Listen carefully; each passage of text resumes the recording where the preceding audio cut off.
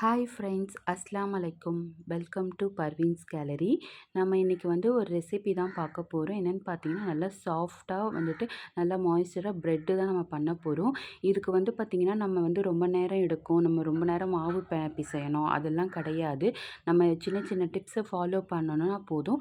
கண்டிப்பாக சூப்பராக சாஃப்டாக நம்ம ப்ரெட்டு ப்ரிப்பேர் பண்ணிடலாம். இதுக்கு ஸ்கிப் பண்ணாமல் வீடியோ பாருங்கள். உங்களுக்கு சின்ன சின்ன டிப்ஸ் இருக்குது. அதெல்லாம் ஃபாலோ பண்ணிங்கன்னா உங்களுக்கு சூப்பரான ப்ரெட்டு கிடைக்கும். வாங்க வீடியோக்குள்ளே போகலாம். ஃபஸ்ட்டு ஈஸ்ட் நம்ம ஆக்டிவேட் பண்ணிக்கலாம். அதுக்கு பார்த்திங்கன்னா ஒரு 3/4 டம்ளர் பால் நல்லா கை பொறுக்கிற அளவுக்கு சூடு இருக்கிற மாதிரி பார்த்துக்கோங்க. அதை ஒரு பவுலில் ஆட் பண்ணிவிட்டு 25 கிராம் சுகர் ஆட் பண்ணிக்கோங்க. நான் டிஸ்கிரிப்ஷனில் எல்லாமே உங்களுக்கு மெஷர்மெண்ட்டு நான் குடுக்குறேன். இதுக்கு நெக்ஸ்ட்டு பார்த்தீங்கன்னா, ஈஸ்ட்டு பார்த்தீங்கன்னா, நான் இன்ஸ்டன்ட் ட்ரை ஈஸ்ட்டு தான் எடுத்திருக்கேன். இது 5 கிராம் எடுத்துக்கலாம். எல்லாமே பார்த்தீங்கன்னா ஈஸ்ட்டு, பட்டர் எல்லாமே பார்த்தீங்கன்னா, எக்குலேருந்து எல்லாமே நம்ம ரூம் டெம்பரேச்சரில் இருக்கிற மாரி பார்த்துக்கோங்க. எதுவுமே கூலிங்கா எடுத்து அப்படியே நீங்கள் யூஸ் பண்ணாதீங்க. நெக்ஸ்ட்டு பார்த்தீங்கன்னா, ஈஸ்ட் ஆக்டிவேட்ஸ் ஆகுறதுக்கு பார்த்தீங்கன்னா, ஈஸ்ட் ஆட் பண்ணிவிட்டு, அது ஒரு மிக்ஸ் குடுத்துட்டு பார்த்தீங்கன்னா, மைதா மாவு இருக்குல்ல, அது நீங்க பார்த்தீங்கன்னா 50 கிராம் ஆட் பண்ணிக்கோங்க. ஃபஸ்ட்டு அது 50 கிராம் நான் எப்பவுமே மாவு சலிச்சுட்டு ஆட் பண்ணிக்கோங்க. இதையும் ஆட் பண்ணிவிட்டு பார்த்தீங்கன்னா, ஒரு மிக்ஸ் கொடுத்துக்கோங்க. ஒரு மிக்ஸ் கொடுத்துட்டு நெக்ஸ்ட்டு பார்த்தீங்கன்னா நல்லா ஒரு லம்ஸ் இல்லாமல் பார்த்துக்கோங்க. லம்ஸ் இருக்கிற மாதிரி இருக்கும். எல்லாத்தையுமே நல்லா மிக்ஸ் பண்ணிவிட்டு மூடி வச்சுருங்க. ஒரு 1/2 அன் ஹவர் ஆகட்டும். ஈஸ்ட் ஆக்டிவேட் ஆகி வந்துடும். நெக்ஸ்ட்டு பார்த்தீங்கன்னா நம்ம மாவு ட்ரை இன்க்ரீடியன்ட்ஸ்லாம் எடுத்துக்கலாம். இதுக்கு நான் மைதா ஃப்ளார் பார்த்தீங்கன்னா 350 கிராம் எடுத்திருக்கேன். இது 350. சுகர் நம்ம ஆல்ரெடி 25 கிராம் ஈஸ்ட் ஆக்டிவேட் பண்ணுறதுக்கு எடுத்திருக்கோம். நெக்ஸ்ட்டு 50 கிராம் நம்ம எடுத்துக்கலாம். ஃபஸ்ட்டு மைதாவை சலிச்சுக்கோங்க. நெக்ஸ்ட்டு சுகர் ஆட் பண்ணிக்கோங்க. பிஞ்ச் ஆஃப் சால்ட்டும் ஆட் பண்ணிக்கோங்க. ஆட் பண்ணி அதையும் நல்லாவே ஒரு மிக்ஸ் கொடுத்துக்கோங்க. அதுக்கப்புறமா பார்த்தீங்கன்னா, நம்ம ஈஸ்ட் ஆக்டிவேட் ஆகிருக்கான்னு பாருங்கள். எவ்வளோ அழகாக ஈஸ்ட் ஆக்டிவேட் ஆகிருக்கு. நம்மளுக்கு ஈஸ்ட் ஆக்டிவேட் ஆனால் மட்டும்தான் நம்மளுக்கு ப்ரெட்டு நல்லா ஃப்ளஃபியாகவும் வரும், சாஃப்டாகவும் வரும். அது நம்மளுக்கு ஈஸ்ட்டே ஆக்டிவேட் ஆகலைன்னா நீங்கள் ப்ரிப்பேர் பண்ணுறதே வேஸ்ட் ஆகிடும். அதனால் ஈஸ்ட் நல்ல ஒரு ஈஸ்ட்டு இதுவாக எடுத்துக்கோங்க. நெக்ஸ்ட்டு பார்த்தீங்கன்னா 3 முட்டை எடுத்திருக்கேன்.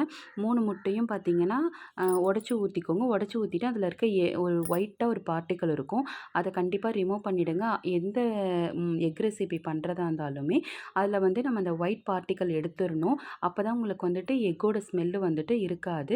அதையுமே நல்லா பீட் பண்ணிக்கோங்க. நல்லா பீட் பண்ணதுக்கப்புறமே நம்ம ஈஸ்ட் ஆக்டிவேட் பண்ணியிருக்கோம்ல, அதில் ஆட் பண்ணிக்கோங்க. ஆட் பண்ணிவிட்டு நல்லாவே மிக்ஸ் கொடுத்துக்கோங்க. ஈஸ்ட் ஆக்டிவேட் ஆனதுக்கப்புறம் நம்ம மிக்ஸ் கொடுக்கலாமா அப்படின்லாம் இருக்க வேண்டாம். நல்லாவே ஒரு மிக்ஸ் கொடுத்துக்கோங்க. நல்லா எக்கும் அந்த ஈஸ்ட் மிக்ஸ்சரும் பார்த்தீங்கன்னா நல்லா மிக்ஸ் ஆகிருக்கணும். அந்த அளவுக்கு நல்லா மிக்ஸ் பண்ணிக்கோங்க. நெக்ஸ்ட்டு பார்த்தீங்கன்னா பட்டர் ஆட் பண்ணிக்கலாம். பட்டர் பார்த்தீங்கன்னா நம்ம டோட்டலாக 95 கிராம் நான் எடுத்திருக்கேன். இதில் ஒரு 3/4வாசி நம்ம இப்பயே சேர்த்துக்கலாம். அதுக்கப்புறமா பின்னாடி நம்ம சேர்க்குற மாதிரி இருக்கும். அதனால் நீங்கள் ஒரு 3/4வாசி எடுத்துக்கோங்க. எடுத்துட்டு நல்லா அதையுமே மிக்ஸ் பண்ணிக்கோங்க. எல்லாமே ரூம் டெம்பரேச்சரில் இருக்கிற மாதிரி பார்த்துக்கோங்க. நெக்ஸ்ட்டு நம்ம ட்ரை இன்க்ரீடியன்ட்ஸ்லாம் எடுத்து வச்சுருந்தோம்ல, அதையுமே நல்லா மிக்ஸ் பண்ணிக்கோங்க. இதெல்லாம் மிக்ஸ் பண்ணிவிட்டு நல்லா ஃபஸ்ட்டு ஸ்பேச்சுலா வச்சு ஒரு மிக்ஸ் கொடுத்துக்கோங்க. அதுக்கப்புறமா நம்ம ஸ்பேச்சுலா ஆட் பண்ண மிக்ஸ் பண்ண வேண்டாம். அதோடு நம்ம கையாலேயே நல்லா பிசைஞ்சிக்கணும். பிசைஞ்சதுக்கப்புறம் பார்த்தீங்கன்னா நல்லா என்ன சொல்கிறது, நல்லா சாஃப்டாக வரணும். கையில் ஒட்டுறா மாதிரி தான் இருக்கும். நீங்கள் பிசைஞ்சிக்கிட்டே வரும்போது பவுல்லையும் ஒட்டாது, நம்ம கையிலையும் ஒட்டாது. உங்களுக்கு கையில் ரொம்ப ஒட்டுறா மாதிரி இருக்குது அப்படின்னா, நீங்கள் என்ன பண்ணலான்னா கொஞ்சம் ஃப்ளார் ஆட் பண்ணிக்கோங்க. அதுக்கப்புறம் பார்த்தீங்கன்னா, நம்ம மீதி வச்சுருந்தோம்ல பட்டரு, அதில் அதையும் எடுத்து நல்லா ஆட் பண்ணி பிசைஞ்சுக்கோங்க.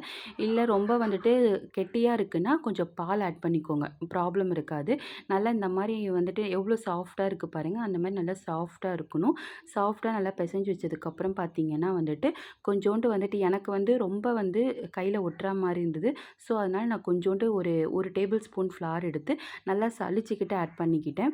நெக்ஸ்ட்டு பார்த்தீங்கன்னா ட்ரை ஆகாமல் இருக்கிறதுக்கு பார்த்தீங்கன்னா பட்டர் கொஞ்சம் ஆட் பண்ணிக்கோங்க. பட்டர் நம்ம கொஞ்சம் மேலே அப்ளை பண்ணிவிட்டு மூடி வச்சுருங்க. மூடி வச்சதுக்கப்புறம் ஒரு 1 ஹவர் ரெஸ்ட்டு விட்டுருங்க.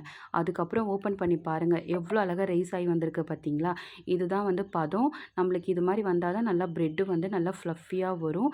கண்டிப்பாக சாஃப்டாக இருக்கும். நீங்கள் கண்டிப்பாக இந்த மெத்தடில் ட்ரை பண்ணி பாருங்கள். ஏன்னா இந்த மாதிரி சின்ன சின்ன டிப்ஸ் நம்ம ஃபாலோ பண்ணா மட்டும் தான் நம்மளுக்கு ஏன்னா அத நம்ம விட்டுருவோம். அதனால கண்டிப்பா இந்த டிப்ஸ்ல நீங்கலாம் கண்டிப்பா ஃபாலோ பண்ணுங்க.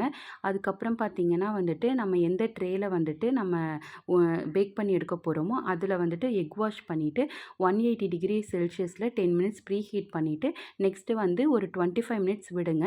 ஏன்னா 25 மினிட்ஸ்ல எனக்கு வந்து வேகல. நெக்ஸ்ட்டு நான் ஒரு 10 மினிட்ஸ் விட்டேன். நல்லா சூப்பரா ஃப்ளஃபியா, சாஃப்ட்டா நல்லா இருந்துச்சு. நெக்ஸ்ட் வந்து பார்த்தீங்கன்னா, இது வந்து பார்த்தீங்கன்னா, நம்ம வந்து என்ன நெனைப்பாங்கன்னா, ₹50 வாங்குனா பிரெட் பாக்கெட் வாங்கிர்லாம் அப்படின்னு நெனைப்பீங்க.